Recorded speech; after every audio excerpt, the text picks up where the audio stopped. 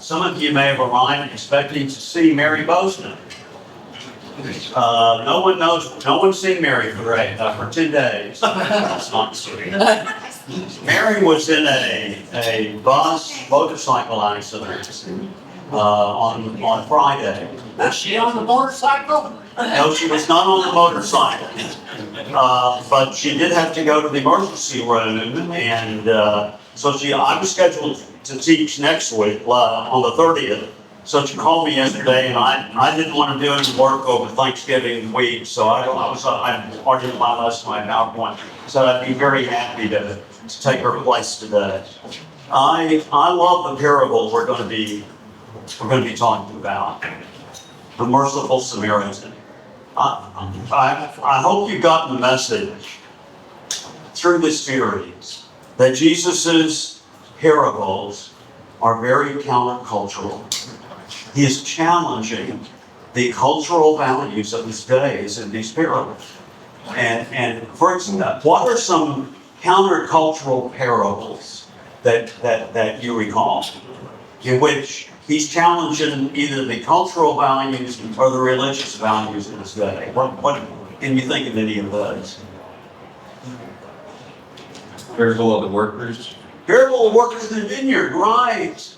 It has nothing to do with productivity and how long you work. The parable of the prodigal son. It's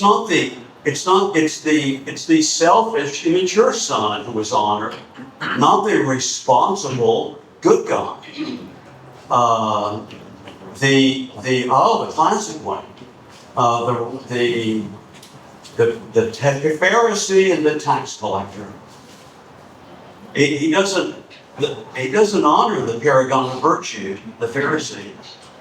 And today we're talking about one of those countercultural parables, the parable of the merciful Samaritan. In the mind, let me move this way so I won't be leaving. In the minds of the first century Jew, those two words would never go together. Merciful and Samaritan. We're using the word merciful instead of good because that's the word that Jesus used. The one who showed mercy. That's also the one that the lawyer used. So let's read this. Who will be our reader today? Let's move towards. I can't have any problems. There we go. Who will read for us? Well, Andrea, you got the microphone? Yes. Okay, hand that to Don Smith, right here. He's going to be our reader. Okay, this is the way the parable is introduced. On one occasion, an expert in the law stood up to test Jesus. "Teacher," he asked, "what must I do to inherit eternal life?" "What is written in the law?" he replied. "How do you read it?"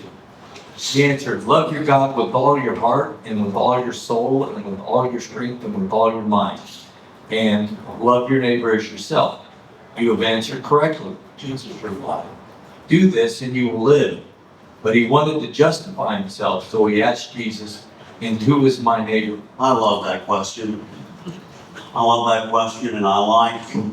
I love Luke's comment. And a lawyer, the experts in the Jewish law, comes to Jesus. Can you hear me? Is that why you had your hand on your ear? Okay. By the way, I've had my hearing aids amplified as high as they can go. And I just couldn't hear anything that Andrea just said. So you may have to speak a little loud. I've already got them up. I'm going to go back for another hearing test in January. Wait, you don't even know that. The lawyer, the expert in the Jewish law, comes to Jesus. "What must I do to inherit eternal life?" And by the way, if he's the expert in eternal life, he's the one who's supposed to know the answers. He's supposed to know the answers. But it says he stood up to test. Yes, Jesus. I want to see if you know the answer. That's why he's asking. I want to see if you know the answer. And so Jesus turn to the question, well, you're the expert. What is written in the law? How do you read it? You're the expert in these matters. You ought to be able to tell me. And so the lawyer quotes two well-known passages from the Old Testament. First, he quotes from Deuteronomy chapter 6, verse 5, love the Lord your God with all your heart, and with all your soul, and with all your strength, and with all your mind. And then he quotes Leviticus 19:18, love your neighbor as yourself. Jesus will do the same thing. When he's asked, this is about the middle of his ministry. The end of his ministry, that last week, they said, what are the two greatest commandments? And Jesus will answer just like this guy, although he will begin with the Shema. The Lord your God is one. That's how Jesus begins. And then he will reveal these. He says, you are right. You are right. Follow those commandments, and you will live eternally. You will please God. Follow those commandments. And then I just love that last phrase. Well, who is my neighbor? What does Luke mean when he says he wanted to justify himself? What does that phrase indicate? He's not helping his neighbors. Okay, yeah. I want to show that I want to justify that I am keeping the law, and I'm aware that probably there's some people I'm not loving like myself. So we ask the question, well, who is my neighbor? And by the way, we are just like this guy. Is there anyone here who's descended into that, trying to justify yourself? You know, I've already done it a couple of times this morning. I mean, but that's what Jesus said, even the Sermon on the Mount. You come to me and I'll help you identify your sins. It's what, but I've got these, I am blind to my own sin. I remember the first time I taught the Sermon on the Mount when I was teaching at that college in Chickasha. I talked about this guy who had a telephone pole in his eye. He couldn't see. And I had one of my students draw a picture of that. It was wonderful. There was the guy with the gigantic, he even had the steps on the telephone pole. But we live in faith, justifying ourselves. We all have our hidden sins. And this guy, well, who is my neighbor? You see, if you can, by asking that question, he's acknowledging, well, some I have to love, and some I don't have to love. And so who is my neighbor? And Jesus then tells that story. Okay, let's read the story. Let's together. Go ahead, Don. In reply, Jesus said, a man was going down from Jerusalem to Jericho when he was attacked by robbers. They stripped him of his clothes, beat him, and went away, leaving him half dead. A priest happened to be going down the same road, and when he saw the man, he passed by on the other side. So too, a Levite, when he came to the place and saw him, passed by on the other side. But a Samaritan, as he traveled, came where the man was, and when he saw him, took pity on him. He went to him and bandaged his wounds, pouring oil and wine. Then he put the man on his own donkey, brought him to an inn, and took care of him. The next day he took out 2 denarii and gave them to the innkeeper. Look after him, he said, and when I return, I will reimburse you for any extra expense you may have had. Okay, tells the story. And there are 4 different men in the story. Who's the first man? priest. Right, the victim of the crime. The victim of the crime is the first man. He is obviously a Jew. He's obviously an Israelite because his race and identity are not even mentioned. That means he's a typical, normal Jewish man. And he's traveling from along the road between Jerusalem and Jericho, which Jerusalem was on a hill. It's on a hill, and so Jericho is down a valley. So the road from Jerusalem to Jericho descends 3,400 feet. My wife and I drove one time, one afternoon. We drove from Flagstaff to Tucson. We descended like 5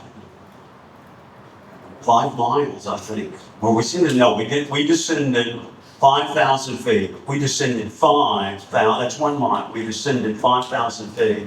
Well, this is a travel of 17 miles. We descended 5,000 feet in 100 miles. You travel 17 miles and you descend 3,400 feet. So this is a pretty steep road, and robbery and victims of crime was pretty common. This would not be surprising in this story for people to hear that a man traveling from there's all this winding road, easy for bad guys to hide.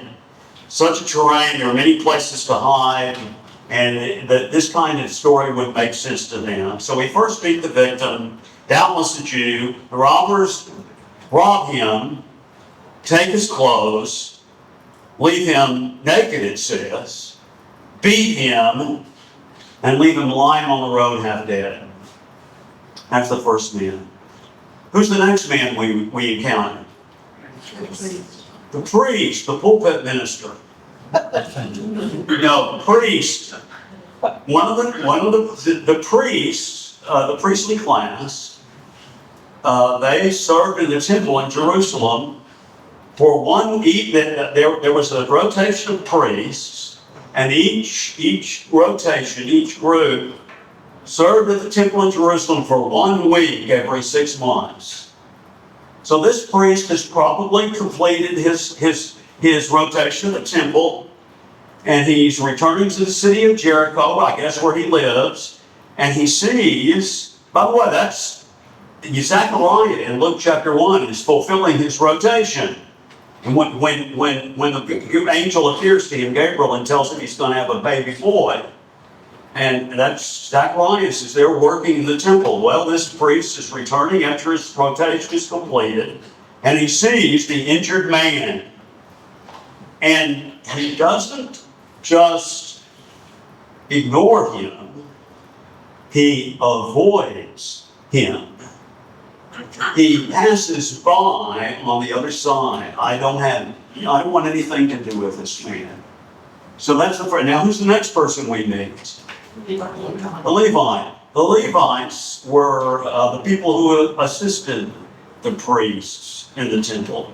What we have to understand, and he does the same thing. He also passed by on the other side. So what you have to understand is these two men who in the minds of most Jews are more interested in following the claims of God than others. They ignore the injured and dying. There's a message there. Yes, sir. Were there any prohibitions against touching a bloody person or anything? Well, there were prohibitions against touching a dead person. But he wasn't dead. Well, he's not dead. So explaining, well, they didn't want to contaminate themselves. I think we're giving them the benefit of the doubt. I think they knew the man was still alive. We don't know that. We don't know what they were thinking. Well, the only thing we know they were thinking is, I'm going to avoid this. Going to avoid the injured man. And a godly person would check. Yeah, you would To think, see yeah. if there was anything you could do. Right. Now, there's a message here in this parable when you have the normal bad guy is the good guy, and the normal good guys are the bad guys. This is a countercultural. This is even a little subversive. Okay, the last to appear is a Samaritan. The Jews looked, you cannot overestimate the mutual antagonism between Jews and Samaritans. You just cannot. And it goes back. For example, the antagonism between Jews has its seed in this. Go ahead, Don, and read this passage. This is about when Sennacherib of Assyria conquered the northern kingdom.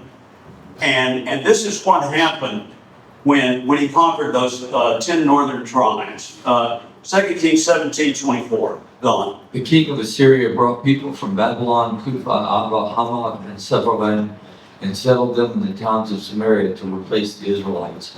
They took over Samaria and lived in its towns. Okay, the policy is not only to take exiles back to Assyria from this conquered region, North Israel, but to repopulate this region with from other nations we have conquered also. And so you have what became for the Jews of Judea an anathema, that the pure blood of Abraham has now been diluted. And so you have this racial mix. And for example, you have to understand the purity of Judaism, the purity of that. When John the Baptist was preaching, what was repent for the kingdom of heaven is in hand. And the Pharisees say, why are you saying we don't need to repent? We are children of Abraham. And what is John's response? God can make children of Abraham out of The rocks. rocks. You know, you got to understand that the pure Judaism was that a source of pride. Well, so you have this racial mix, but then you have another problem, which occurred in the time of Ezra. You remember in the book of Ezra, Zerubbabel returns to rebuild the temple. So the king of Persia says, I'm such a good guy, you go back and I want you to rebuild your temple that's been destroyed. Well, so there's Zerubbabel rebuilding the temple, Joshua's the high priest, and they're building. Well, these people from the northern tribes come and offer to help them build the temple. Let's read the account here. Read it, Don. This is from Ezra 4:1-2. When the enemies of Judah and Benjamin heard the exiles were building the temple for the Lord, the God of Israel, they came to Zerubbabel and to the heads of the families and said, let us help you build, because, like you, we seek your God and have been sacrificing to him since the time of Esarhaddon, king of Assyria, who brought us here. Very good. Very good. Esarhaddon. Very good. Good job with that pronunciation. By the way, Esarhaddon is one of the sons of Sennacherib. One of the sons of Sennacherib. He became king about 20 years after the nation was conquered. But all this time he continues the policy of his father. They bring in these people. And these people from these other foreign nations, they start worshiping the God of Israel. They start worshiping the God of Israel. That doesn't make any difference to John. Well, they're still called the enemies of Judah and Benjamin. Okay, the people from the northern kingdom. You see, Assyria is not just the enemy of the south. Babylon's not just the enemy of Judah. People from the northern kingdom who say they worship God are also enemies. Well, they come and say, we've been worshiping your God for generations. We want to help you build the temple. This is the response that they receive. But Zerubbabel, Joshua, and the rest of the heads of the families of Israel answered, you have no part with us in building a temple to our God. We alone will build it for the Lord, as King Cyrus, the king of Persia, commanded us. You are not good enough. You are not, no, we will do it. And see, the priest agrees with this. These are the enemies of Israel. So you know what they do? They go back and they build their own temple on Mount Gerizim. And they have their own temple and their own worship now. They have their own Bible. They only look at the Samaritans only viewed the first 5 books of the law, Genesis through Deuteronomy. So you can see there is a mutual antagonism here, and it has three sources. One, the racial impurity, which occurred when foreigners came to live in the land. You have diluted the blood of Abraham, the historical animosity, which goes back to the town. And that, can you imagine going and volunteering to help build? No, we're not, you can't help us. This is not going to be forgotten on either side. And then the theological, because you're going to have to build your own temple, the theological differences from different views of temple and scripture and temple worship. The hostility, the mutual hostility. You cannot exaggerate it. Jews would not even travel through Samaria between Galilee and Judea. Yes, sir. So, were Samaritans mixed blood in that there was a Jewish mixture in there? There was Jewish mixed with Babylonian and Hittite and all this. Yes, exactly. Sarah, exactly. Do you remember when it says that in Luke chapter 9, it says, when the time came for Jesus to be taken up to heaven, he resolutely set out for Jerusalem. Okay, it's time for me to die. I'm going to go die. To me, that is such a pivotal verse. He resolutely set out, and he doesn't avoid Samaria. He travels through Samaria. And Luke's comment is, they refused to accept him when they found out he was going to Jerusalem. Oh, you're one of those, you may say you accept, you're on your way to Jerusalem. Jerusalem worshipers are not our people. And what is the response? So they don't accept that, they won't let him spend the night, even in their village. And so what do James and John want to do?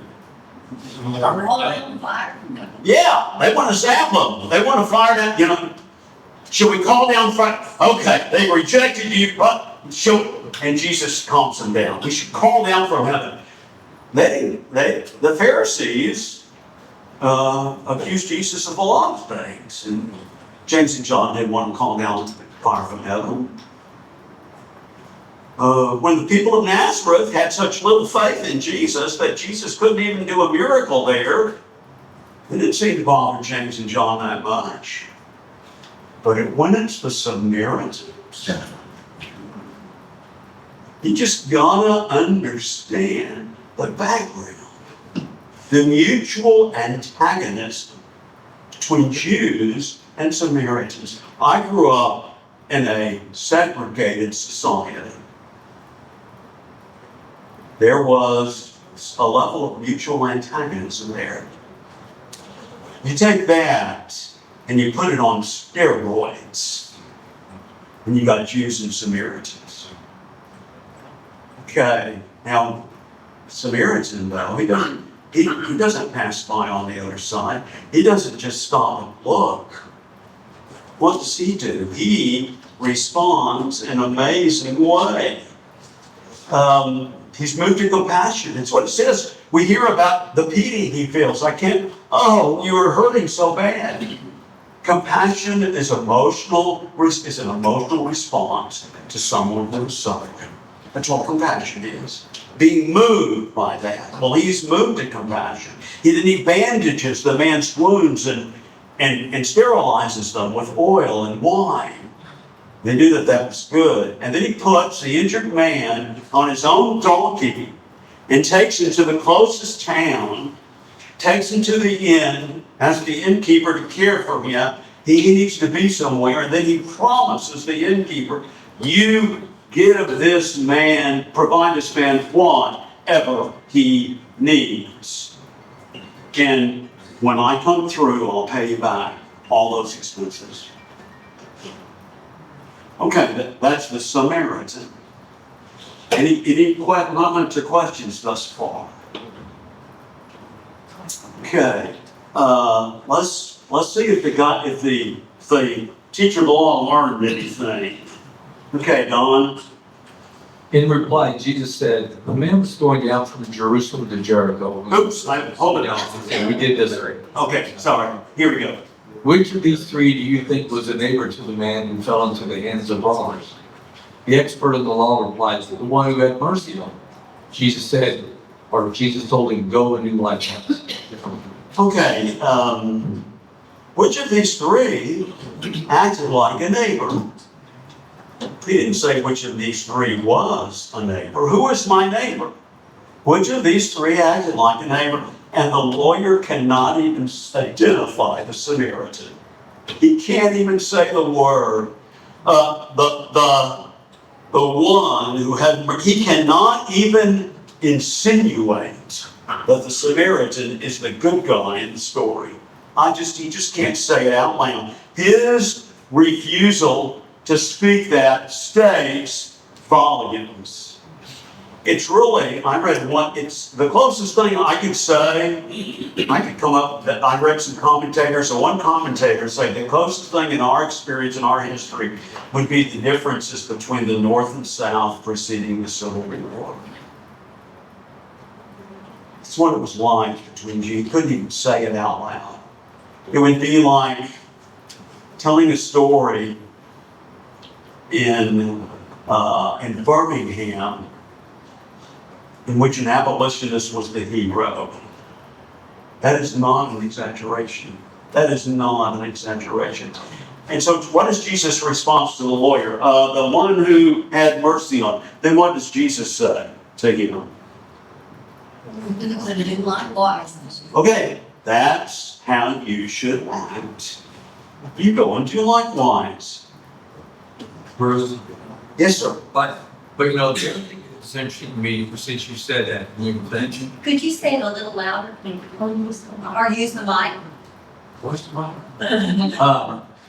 One of the things you made me think about when he goes to one, it's very generic, right? So by the fact that he doesn't say the Samaritan, it's inclusive of everybody. So now everybody is automatically in that bucket that you have a responsibility to respond with mercy. So the fact that him trying to stay away from it almost included everybody. So you're saying he by refusing to say the name, you said he He included. just said the one, he said who. It's just like a general who. That's general true. one, right? So I mean, it's anybody passing by, who, regardless of who they were. That's how they need to act. Very good, very good. That's how they need to act. Go and be like the Samaritan I just described. You go and be like the Samaritan. You think he did? Do I think he did? No, I don't think he did. I don't know. Maybe I should give him the doubt because if he ended up being like the Samaritan, he would have to make a lot of changes. And he would be rebuked and ignored by other people like him. Right. Yeah. Ooh, exactly. If he made too many changes. Yes. Well, and it says here, the neighbor is actually, who was the neighbor? The man, the neighbor then is the Samaritan. So He's who the is one who that? acted. He acted on. So this law guy, this guy is going to basically, you have to go do this. Your neighbor is the Samaritan, not just the one on the road, but it's that hard. It's going to be that hard. And you're kind of getting into the center of the parable. His point also, his point to by saying you go and do likewise, you go act like the Samaritan, is Jesus' way of saying your question is wrong. You have a faulty question. The question is not who is my neighbor. Because by asking that question, we imply that some are not my neighbor. So Jesus' response is essentially, there is no one. There's no one who is not your neighbor. Everyone is a neighbor, and we are all connected. See, the question is not, who is my neighbor? The question is, am I supposed to love that person? We don't ever have to ask that question, because the answer is always yes. The answer is always yes. Yes, the Apostle Paul will say, let no debts remain outstanding, except the debt to love one another. I can never say to Rick Deaver, Rick, I've loved you enough. Okay, oh, how I want to say that. No, I can never get to say, I've loved you enough. And by the way, the point is, since everyone is our neighbor, we can never say, I've loved you enough. I don't have to love you anymore. That's not the question. According to the message of the parable, you go and do likewise.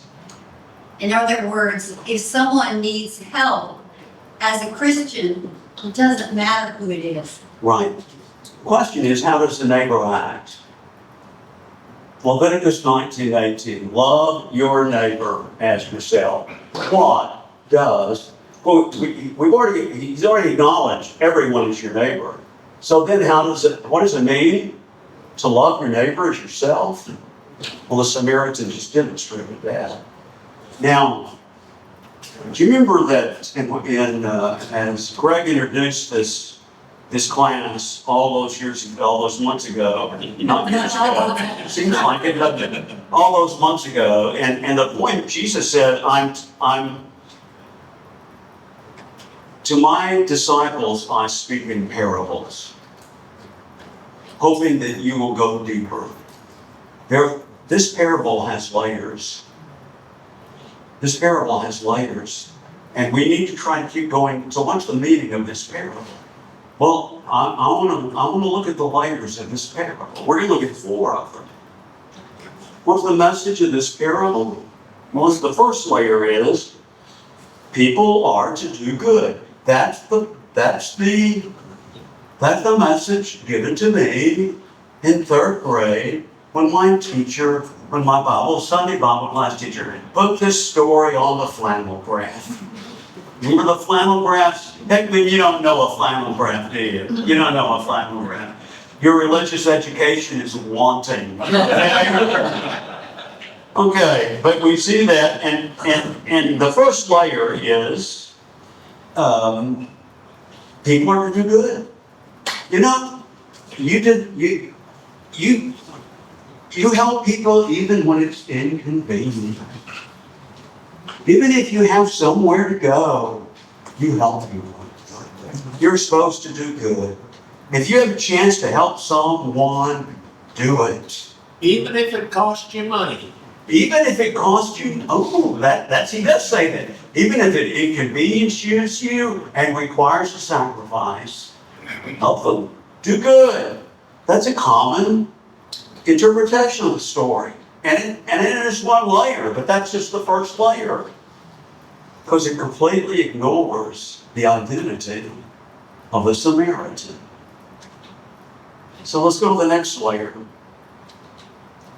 Tension between purity and love. The fact that Jesus shows the difference between the priest and Levite, he focuses on the indifference of the priest and Levite. These people who are supposed to be people of virtue, who more than any other Jews accept and follow the claims of God, and yet they leave a man in his injury, in his distress, in his pain. Some people say, well, they thought he was dead. No, that ignores the message of Jesus. The point that Jesus, yes, sir. I'm sorry. Continue your opinion, Master. Okay, well, I was going to say, the point is, please don't raise your hand. The point that Jesus is making is that faith cannot be separated from life. Most Jews believe, and they've been believing this for centuries, that faith is essentially expressed in what happens at the temple.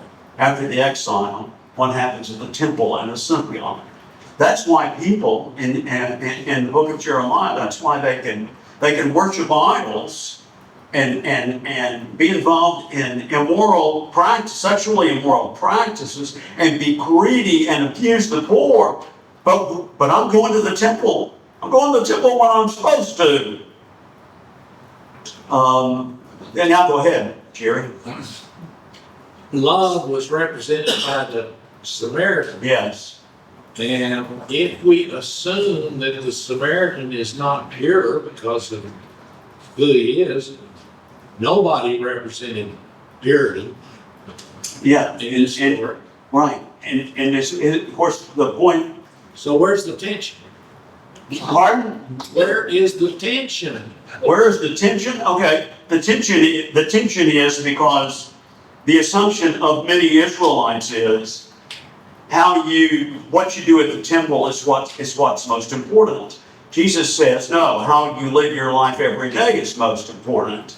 That's where the tension is. Purity, the tension is when in Matthew chapter 9, when Jesus is eating with Levi and his colleagues, and they say, this man eats with tax collectors and sinners. And Jesus turns to those Pharisees that are complaining and says, you go learn what this means. And he quotes from the prophet Isaiah, I desire mercy and not sacrifice. There's the tension between mercy and purity.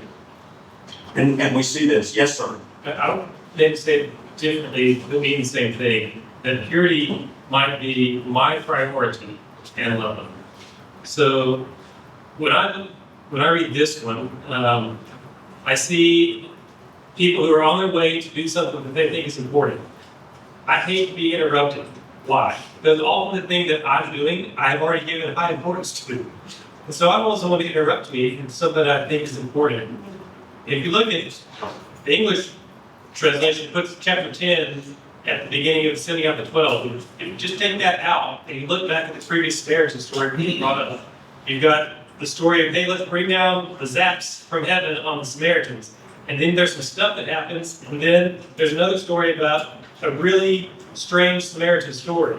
And all of those stories in between have to do with prioritization somehow. Well put. And see this. Thank you for saying that. In Luke 9, we have the demand of James and John to destroy the Samaritans, and in Luke 10, you have this parable. No, you're well put. Thank you.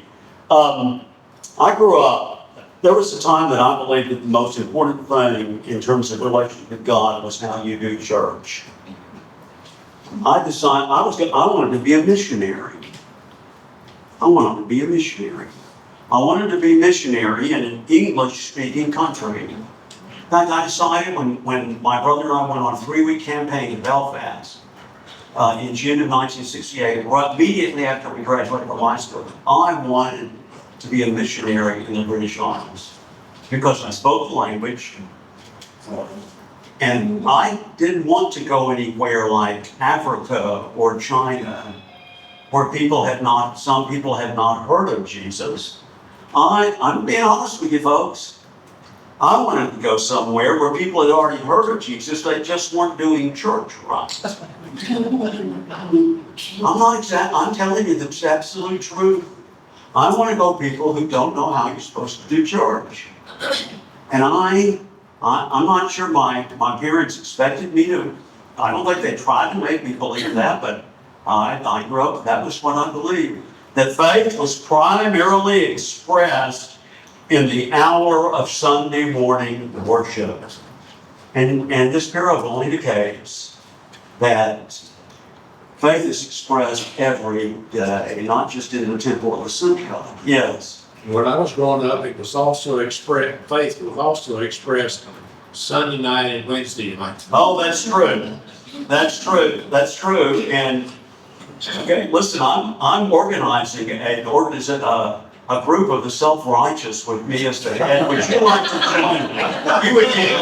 You would be a good member of that. Okay, that's okay. Let's go to the third layer. Third layer is the principle of justice, action. I think that in this parable of the merciful Samaritan, Jesus is recalling. By the way, that word merciful, he's recalling the words of Micah. Read the first passage. What does the Lord require of you? To act justly and to love mercy and to walk humbly with your God. Okay. Justice, mercy, humility. And what does the next one say? This is Jesus' response to the Pharisees in Matthew 23. Read that. You have neglected the more important matters of the law, justice, mercy, and faithfulness. We don't have to understand what the priorities of Christian life are, or the life of the good Jew. Justice and mercy. Mercy, in my mind, is expressed undeserved kindness. Undeserved kindness. And justice means all people are deserving of that kindness. All are deserving justice. Justice means that all are treated equally. That we could go and expand on that. But I think the point of the parable is, this is only the third level. We're still going to go to another level. The homeless person. If the injured man is someone you recognize as a homeless person, you help them. The man in the ditch in this third level becomes the undocumented immigrant. The other people that are treated with suspicion. It becomes the same-sex couple that are married to each other, that Christians disdain. Becomes a follower of Islam. That is, there are groups that religious people look down on and ignore. And that is, and we think they're not legitimate recipients of mercy or justice. I think he's reminding us of this. Yes, sir. Sorry to be so gabby. That's all right. You remind me of Gabby Hayes. So some of you don't even know who that is. Go ahead. Of the groups that you mentioned, I only have experience with the homeless. And I was reminiscing and discussing that with Willie not too long ago. And I have a tendency to give them money or material goods and move on down the road. I don't invite them for lunch. I don't take them somewhere. I don't perform any action except opening my wallet a little bit. Because that's easier. It's because people in our situation, Jerry, we have more money than time sometimes. I don't want to give up my time for you. So it's just easier to give up my money. Of course, who was the one who gave up his time and his money? Let's go to the fourth layer. There is a layer that we have to go deeper in. And that's the elevation of the Samaritan. The truly interesting and unique element of this parable is the placement of the Samaritan in the story. The Samaritan is not the victim. To me, that would be the natural place where you'd put the Samaritan.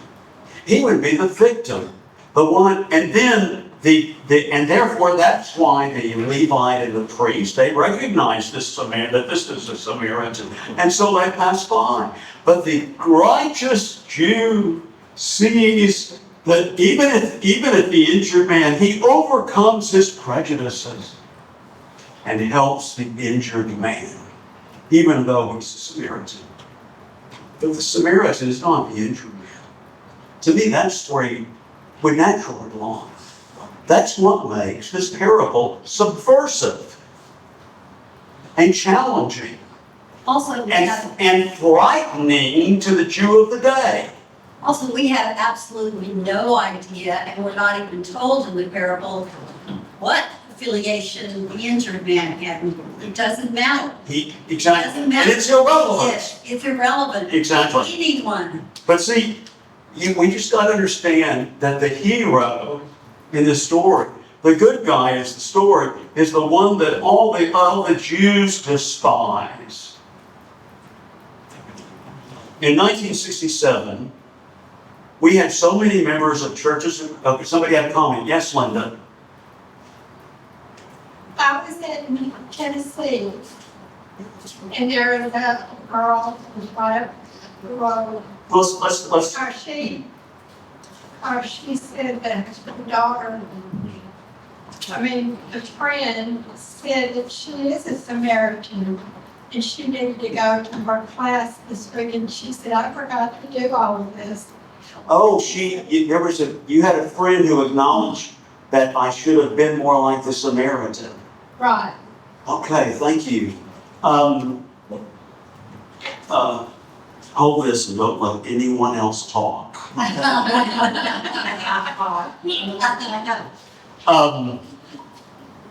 In 1967, there were so many, by the way, there are more, I grew up in Dallas. There are more, if you look at the directory of Churches of Christ, we got 13 minutes. There are more members of Churches of Christ in Dallas County than in any place on the planet. Didn't do a much good. And so there were so many teenage baby boomers that every Tuesday night in the summer we had what was called a weekly youth meeting, and we would go down to all the teenagers would go in a caravan, and there would be anywhere from 400 to 600 Church of Christ teens at these Tuesday nights. And I went for the chocolate chip cookies at the end, but they would preach. In one of those in 1967, you got to remember, Dallas resisted segregation. Dallas resisted it.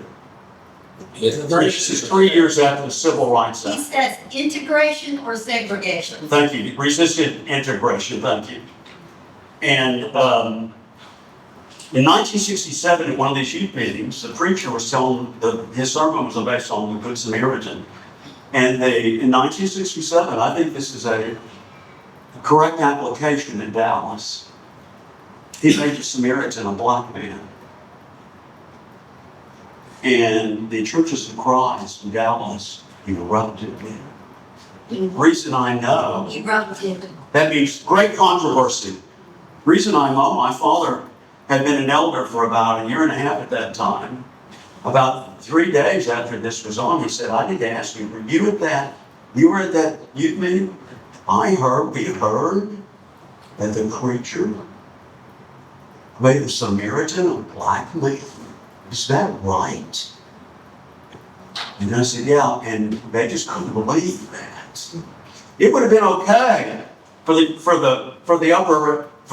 middle class and upper middle class white Christians of Dallas for a white man to, if the black man was the injured man, that would not have been controversial 50 years ago. But to make the hero of the story who helps a black man, that was intolerable. Because you see, they reckon, and the facts that there was such a negative reaction to that confirmed that the application was correct. Because that's the way the Samaritans were viewed. By making the Samaritan the hero, the good guy, Jesus is doing more than just emphasizing joy and compassion. He is challenging the very prejudice that religious people have to keep them from helping others. So my question as we end this class, yes, sir. Well, I just want to comment. I think it's interesting that it's a teacher of the law that's asking the question. And the heel or the antagonist of almost every Jesus parable is a Pharisee.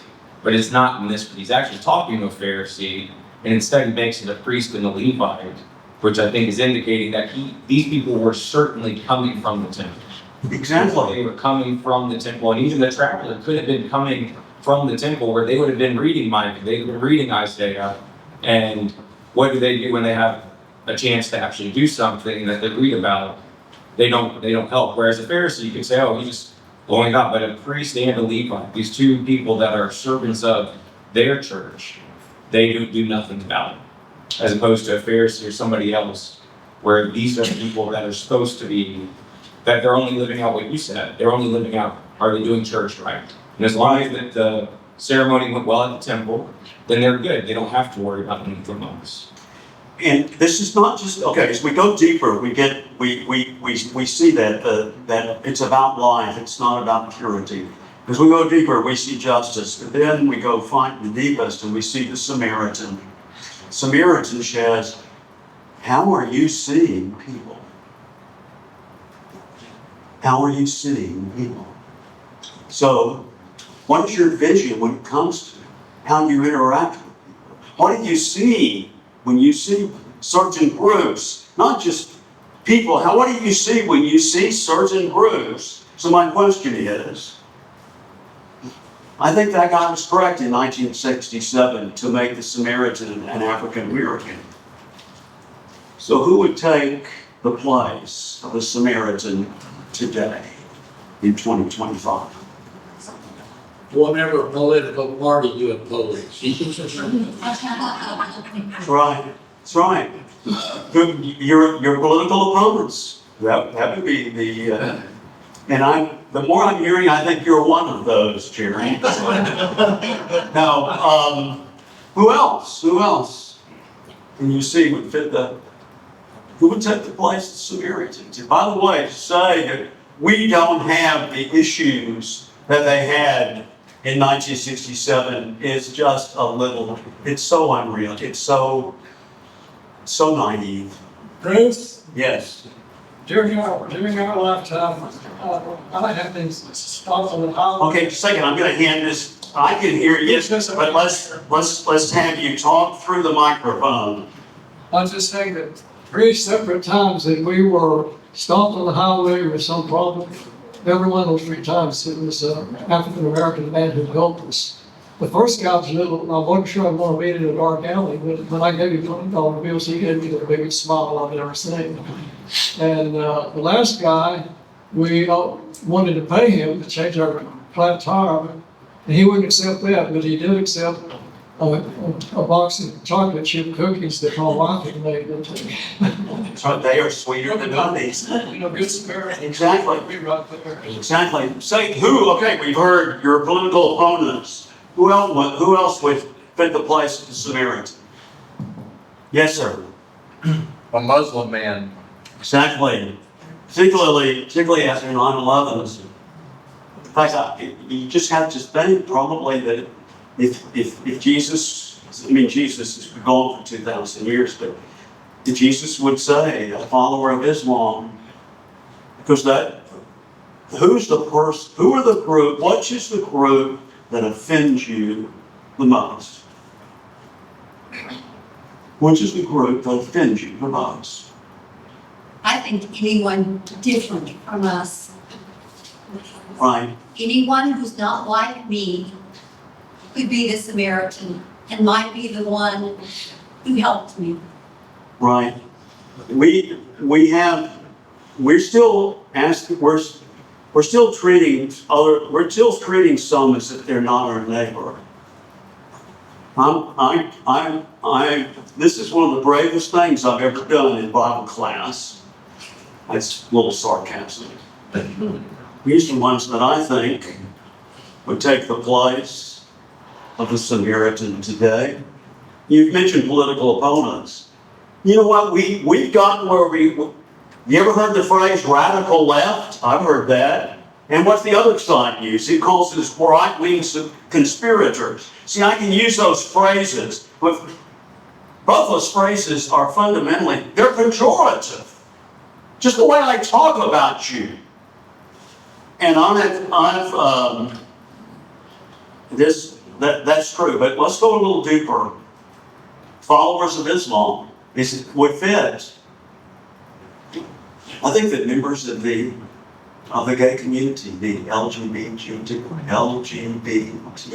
community, would fit. A Samaritan I think in most religious cultures, at least pretty conservative religious cultures, we would have difficulty seeing certain members of that community. It's like we would want to justify our ignorance, our neglect of them, our avoidance of them. I think maybe the last one, in the last 5 years, I didn't know whether to call them undocumented or illegal. I use the word undocumented, but then I'm accused of being politically correct. Okay, I just want everyone to like me, please. No, so I think Jesus could very easily say, an undocumented immigrant come by. They're the outcasts of our present culture, and we might as well admit it. We might as well admit it. They are, and I know that. Well, what part of illegal do you not understand? I agree that we have to have legitimate borders, but these are kind of the scapegoats of everything that it seems our country is doing wrong now. Or that people say, we have problems in America today because of these people. Am I exaggerating? I don't think I'm exaggerating that. So I'm just saying, Jesus not only corrects our pride, he confronts our prejudices. And we need to listen to him. Don, and then, go ahead. I've been trying to figure out how to phrase this. I've been fortunate enough to travel to a lot of countries and be in a lot of places where it was real easy to tell me in the crowd. I've been in, through my work, Nigeria, Kuwait, Iraq, wherever. And inevitably, I'm the outsider when I go in because I'm going to meet teams there that are working for stuff. And I remember coming back out of Baghdad, and there was a bunch of my sales guys from the region. I was the only Christian, or all Muslim, but sit around with my brothers, or whatever it is, people doing their thing. But all very good friends. And we were at the airport. In the airport where we went in Baghdad, they were trying to shake me down because they saw me pay something for something with a credit card. And so they said, oh, we can't find your ticket. Believe we find all these other guys. And one of the guys stood right in front and said, not a problem, you can have my ticket, just you and I go talk. Okay. And what I'm doing is it's putting me in the person that's injured kind of place. And that's not the only time that's ever happened. And what that does is when you travel abroad and you get, because part of the reason people, and I will tell you, I've never liked legalese words. Because if somebody's a bad actor, they're a bad actor. I don't care what they look like when they're bad actor. Can you talk a little bit louder? Yeah, if they're a bad actor, they're a bad actor. I don't care what color they're from or where they're at or anything else. And you can't ignore that, okay? But when to treat people, if you want to get out of your comfort zone, get out of here where you feel like you got a group support. Oh, we can talk about them that way. And you get over there and find out we're standing alone about 400 miles from the border, it'll change your perspective. It expands the boundaries that you're in. And I've always thought it would be great if we could travel abroad. You know, to be blessed as I was to have those experiences. Because, I mean, I won't mind getting in the face of somebody with bad behavior and trying to tell them that we're not having that or whatever. But I can tell you today, after all my years now, it wasn't always this way, but I've got to the point where a lot of that stuff up there, I just don't care other than their well-being. And when I talk to you about God, it's because I want something good for you, not because I'm trying to hold it over you as the first. Very good. Well, let's hand it to Justin, and you had something to say, Justin. Yeah, it's striking, these are the people that we put up on the board as the outsiders. But Jesus, if he was sitting in a community of a group of illegal immigrants, then the person that they would be shocked to hear did the right thing might be the person from the north side. Even that person was willing to do this for whatever their culture was. So it's less about, to me, less about identifying who is the outsider and just identifying who has God put in front of you today and what is the right thing to do for that situation. And then we stop having the labels at all. And it's just about what can we do for the opportunity that God gives us right in front of us. The question is not who is my neighbor. That question's already been answered by God. Did you have something to say, Linda? Oh, I would love to hear what you have to say. It seems to me, I like your summation, but I want us to think about who is our God. He is a God of love. And what is our source? Our source is God. So all those enemies that have been listed are children of God. And I have to wake myself up when I'm thinking wrong, because I have to remember that's God's child. It's not just me and people I love, every one of them. And when we're asked to pray for our enemies, it's so hard. But they're God's children. Exactly. The question, see, that's why I say, by placing the Samaritan as the good guy, how do I see the people? And you've articulated how we should see them. Thank you all for participating. Mary will be here next week. She'll be a week late, but she'll be teaching. Thank you.